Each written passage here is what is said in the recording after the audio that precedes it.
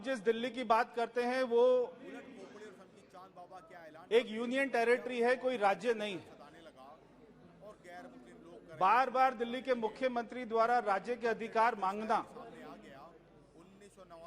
और ये सारा विपक्ष आज जो गठबंधन बनाकर उनको समर्थन कर रहा है, ये अपने आप में बहुत ही विचित्र की बात है।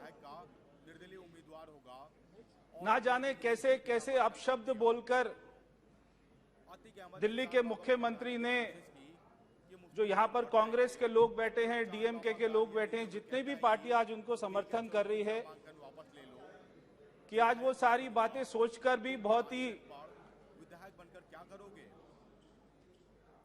अपमान सी स्थिति हो जाती है कि कैसी बातें गठबंधन को बोला। और आज ये सारे नेता उनके साथ में बैठकर मिलकर उनको सपोर्ट करते हैं। मैं अपनी बात को 2 लाइन से शुरू करूंगा कि जिनका विरोध करने राजनीति में उतरे, आज करने को गठबंधन उनके यहां पर प्राइवेट जेट से उतरे।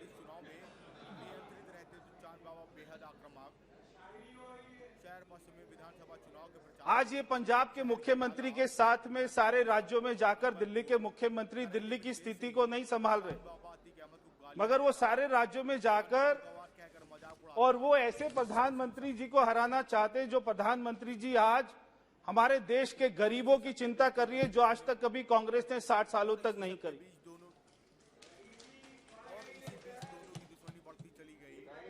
मैं बताना चाहता हूं कि दिल्ली, हम जिसको भारत का दिल कहते हैं, वो देश की राजधानी है और विश्व में जितने बड़े बड़े देश हैं, वहां की जो राजधानी होती है उसका संचालन का अधिकार वहां की केंद्र सरकार के पास होता है। हमारी दिल्ली में ये संसद भवन भी है, तो हमारी दिल्ली में सारी नेशनल एजेंसीज के हेडक्वार्टर भी है।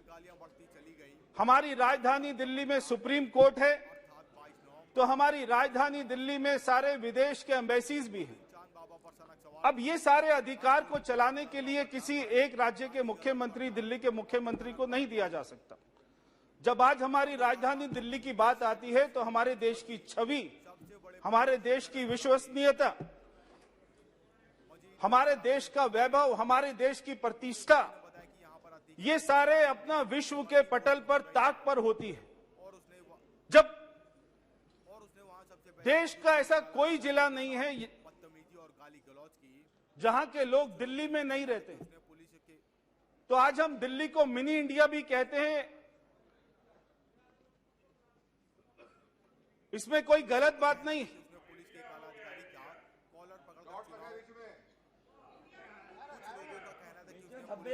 भारत ही रहेगा। मगर बार बार दिल्ली के मुख्यमंत्री को हम ये कहते हुए सुनते हैं कि मुझे राज्य के अधिकार चाहिए, ट्रांसफर पोस्टिंग के अधिकार चाहिए। एक आदमी दुकान पर जाता है टीवी खरीदने के लिए और वो वहां पर सारा मुआयना करके बोलते हैं मुझे ये वाला टीवी खरीदना है। वो दुकानदार बोलता है आपको नहीं देना ये वाला टीवी, और वो अगले दिन फिर जाता है मफलर पहनकर, फिर कहता है मुझे ये वाला टीवी चाहिए, तो वो दुकानदार फिर से मना कर देता है। वो अगले दिन फिर जाता है टोपी पहनकर, मफलर पहनकर, मुझे ये वाला टीवी चाहिए, वो दुकानदार फिर से मना कर देता है। तो वो आदमी पूछता है कि आप ये मेरे को क्यों नहीं बेच रहे? वो दुकानदार कहता है ये टीवी नहीं है, ये माइक्रोवेव है। तो ये दिल्ली का मुख्यमंत्री बार बार कहता है मुझे राज्य के अधिकार चाहिए। ये राज्य नहीं है, ये देश की राजधानी है और हमारी यूनियन टेरिटरी है। हमारी दिल्ली में कोई भी सर्विस कमीशन नहीं, हमारी दिल्ली का कोई भी कैडर नहीं होता। सारे आईएएस आईपीएस ऑफिसर को यूटी कैडर के बोले जाते हैं। और हमारे देश की जो 8 हमारी यूटी हैं, दिल्ली के अधिकारी सारे यूटी में सर्विस करते हैं। अब एक किसी राज्य के मुख्यमंत्री को सारे राज्यों का सारी यूटी का अधिकार दे देना कि हमारे दिल्ली के अधिकारी का ट्रांसफर दिल्ली के मुख्यमंत्री लक्षद्वीप में करेंगे और वो जम्मू कश्मीर में करेंगे, लद्दाख में करेंगे, ऐसा कैसे हो सकता है? तो ये संभव ही नहीं हो सकता। वो जो अधिकार मांगते हैं वो क्यों मांगते हैं? वो अधिकार इसलिए मांगते हैं कि आज उनके जो करीब 8:30 बजे से 9 बजे के बीच उप मुख्यमंत्री हैं वो पिछले 6 साल से 6 महीने से जेल में हैं। जब्बार होटल आज जो उनके स्वास्थ्य मंत्री हैं वो पिछले 1.5 साल से जेल में हैं। 22 नवंबर आज वो जिस कोर्ट की बात करते हैं वही कोर्ट उनको जमानत नहीं देती है। स्थान रोशन 1.5 साल से कबाब पराठे जो स्वास्थ्य मंत्री सड़ रहा है वहां पर, वो कौन से आरोप में गया? वो हवाला के आरोप में गया। आरिफ नाम के एक और जो दिल्ली का उप मुख्यमंत्री है वो शराब घोटाले में जेल में गया। और एक इनका मंत्री एक महिला की इज्जत लूटकर राशन कार्ड के नाम पर, और वो जेल गया। तो ऐसे ऐसे इनके मंत्री जो आज जेल में जा रहे हो और जिनको कोर्ट जमानत नहीं दे रही, ऐसी सरकार दिल्ली में बैठी हुई है। ये वही सरकार है जो 2013 में में लगी सभी सड़कें मैं भी विधानसभा का चुनाव लड़ा था, मैं भी विधायक बना, और ये कांग्रेस के साथ में समर्थन कर दिल्ली के मुख्यमंत्री केजरीवाल ने कहा कि मैं अपने बच्चों की कसम खाता हूं कांग्रेस का समर्थन नहीं लूंगा, मगर कांग्रेस का समर्थन लेकर सरकार बनाई। और वो सरकार क्यों गिराई? जन लोकपाल करके कि मैं जन लोकपाल लेकर आ रहा हूं, वो मुद्दे पर सरकार गिरा दी। मगर आज 8.5 साल हो गए दिल्ली में जन लोकपाल नहीं आया। और अकेले चांद बाबा बम पटकते रहे। ये इतना झूठा व्यक्ति है आज जो दिल्ली के लोगों को मिला है। और ये सदन को जानकर बहुत ही हैरानी होगी कि दिल्ली के मुख्यमंत्री 8.5 साल से सरकार में है। 8.5 साल से वो 8 बार भी अब अपने सचिवालय नहीं गए। 8 बार भी वो सारे आईएएस ऑफिसर को अपने घर पर बुलाते हैं। और एक बार उन्होंने दिल्ली के जो पहले मुख्य सचिव रहे अंशु प्रकाश जी, रात को उनको अपने घर पर बुलाकर अपने विधायकों द्वारा उनकी पिटाई कराई। आज भी वो केस चल रहा है। तो क्या कोई सोच सकता है एक मुख्यमंत्री अपने मुख्य सचिव को पीटता हो? एक मुख्यमंत्री आईएएस ऑफिसर को बुला के उनकी बेइज्जती करता हो और वहां पर उनको गालियां देता हो, और फिर ये बात करते हैं कि आईएएस ऑफिसर की ट्रांसफर पोस्टिंग का अधिकार हमें मिलना चाहिए। जब दिल्ली में कोविड आया तो ये वही मुख्यमंत्री है दिल्ली के जिन्होंने आतिक अहमद को गालियां देता रहा। हमको संभालने की बजाय, गरीब लोगों को संभालने की बजाय, यूपी बिहार के लोगों को संभालने की बजाय लाखों लोगों को बॉर्डर पर भेज दिया मरने के लिए कि आप अपने अपने राज्य चले जाइए। वो तो हमारी सरकार थी, हमारे गृह मंत्री जी थे, हमारे प्रधानमंत्री जी थे जिन्होंने दिल्ली में हॉस्पिटल बनाए, हमारे लोगों को वैक्सीन दी, हमारे लोगों को इंजेक्शन दिया और आज हमारे दिल्ली के लोगों की जान बचाई। वरना दिल्ली के मुख्यमंत्री ने हमको अपना मरने के लिए छोड़ दिया था। और क्या बोलते हैं दिल्ली के मुख्यमंत्री? वो कहते हैं कि बिहार के लोग तो केवल 500 रुपए का टिकट लेते हैं, दिल्ली में आते हैं, लाखों का इलाज करते और चले जाते हैं। जो आज ये नीतीश कुमार जी के आदमी बैठे हैं यहाँ पे, सांसद बैठे, मैं उनसे पूछना चाहता हूं, आपने कभी दिल्ली के मुख्यमंत्री से कहा कि आप हमारे बिहारियों के लिए ऐसा क्यों बोलते हैं?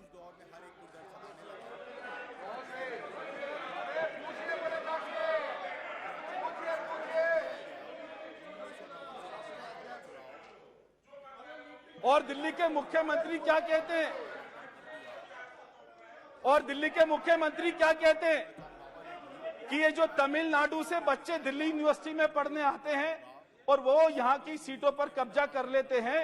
तो मैं डीएमके से पूछना चाहता हूं, कभी आपने, जो आपका गठबंधन का साथी है, आपने कभी उससे पूछा हमारे बच्चों को दिल्ली में पढ़ने के लिए क्यों मना करते हैं? तो ये गठबंधन तो कर रहे हैं, वो इनको गाली दे रहे हैं, और जैसे ये बिल पास होगा ये सारा गठबंधन बिल्कुल ताश के पत्ते की तरह गिर जाएगा, ढर जाएगा। ये और दोनों दबंग लठ है।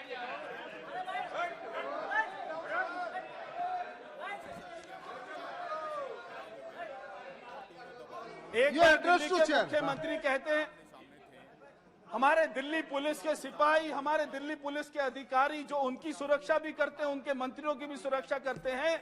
दिल्ली का मुख्यमंत्री कहते हैं कि दिल्ली पुलिस के ठुल्ले। अगर ऐसा कोई शब्द का प्रयोग करेगा तो क्या कोई आईपीएस ऑफिसर उसके अंदर में काम कर सकता है? क्या हम उसको अधिकार दे सकते हैं दिल्ली पुलिस को संभालने के लिए? ये हमारे दिल्ली में सबसे पहले विधानसभा का चुनाव हुआ 1993 में, और उसके बाद से जब तक केजरीवाल जी मुख्यमंत्री नहीं बने तब तक कभी किसी सरकार ने शिकायत नहीं करी। हमारे यहाँ पर बीजेपी की सरकार रही तो ऊपर कांग्रेस की अतीक अहमद की और चांद बाबा से हमारी दिल्ली में कांग्रेस की सरकार होती थी, ऊपर हमारे अटल बिहारी वाजपेयी जी की बीजेपी की सरकार होती, मगर आपस में कभी कोई नहीं लड़। का चुनाव लड़ रहे ये पहली बार 2014 के बाद हुआ कि दिल्ली के मुख्यमंत्री जो अपने झूठे वायदे करके पूरे नहीं कर पाए, वो अपनी विफलता के कारण में एलजी को दोष देते हैं, प्रधानमंत्री को दोष देते हैं, और उन्होंने आज तक कोई काम नहीं किया। उन्होंने कहा था मैं 500 स्कूल बनाऊंगा, एक भी स्कूल नहीं बनाया, और वो कहते थे 50 कॉलेज बनाऊंगा, एक भी कॉलेज नहीं बनाया, और उन्होंने कहा था 20 हॉस्पिटल बनाऊंगा, एक भी हॉस्पिटल नहीं बनाया। तो जब भी चुनाव आता है तो बड़ा बड़ा वो वायदा करते हैं मैं अपना बिजली दे दूंगा, पानी दे दूंगा, तब कोई उनको ऑफिसर नहीं रोकता, तब हमारे उपराज्यपाल उनको नहीं रोकते, मगर जब वो काम नहीं कर पाते तब वो उपराज्यपाल का प्रधानमंत्री जी का बहाना लेते हैं। मजीदिया इस्लामिया इंटर तो उसे किसी ने बताया कि यहाँ पर अतीक अहमद आज तो ये हालत हो गई है फर्जी वोटिंग हो रही है कि आज इनकी सारी सरकारी जेल में है, और उसने वहां सबसे पहले क्योंकि घोटालों में इतना कमा लिया है कि अब तिहाड़ जेल को ही अपना पार्टी का कार्यालय बना लिया है। सारे मंत्री जेल जा रहे। मैं अध्यक्ष जी इस बिल का समर्थन कर रहा हूं, कुछ लोगों का कहना था कि और पुलिस के काला अधिकारी यहां पर जितने गठबंधन के लोग बैठे हैं उनसे भी कहना चाहता हूं कुछ लोगों का कहना कि ये अगर आप जो इसको अधिकार देने की बात कर रहे हैं ना, अगर इसको अधिकार मिल गया का कहना था कि तो अभी इसने पीछे एक हमारे दिल्ली में फीडबैक यूनिट बनाया था, और वो फीडबैक यूनिट में हमारे एलजी ऑफिस का, सभी सांसदों का, सभी बीजेपी के विधायक का, आईएएस आईपीएस ऑफिसर का इसने फोन को अपना टैप करना शुरू कर दिया था। अगर ये जो गठबंधन के लोग बैठे हैं, अगर आप उनको अधिकार दे देंगे तो आपके सारे फोन भी केजरीवाल टैप करेगा, फिर आपको अपना चिंता होगी। इसलिए मैं ये बिल का समर्थन कर रहा हूं, और आखिर में 2 लाइन बोलकर अपनी बात को समाप्त करता हूं कि अन्ना आंदोलन के वो महान असूल वो सारे यमुना में बह गए, और रामलीला मैदान से निकलकर सरजी आज केवल अपने विज्ञापन में सिमट कर रह गए। ये केवल विज्ञापन की सरकार है, 13,000 करोड़ रुपए के विज्ञापन से ये सरकार चल रही है, और कोई कारण नहीं है। इसलिए मैं सभी सदन का मैं हाथ जोड़कर कहूंगा कि इस बिल का समर्थन करें। धन्यवाद। बहुत बहुत धन्यवाद। श्री कार्ति चिदम्बरम।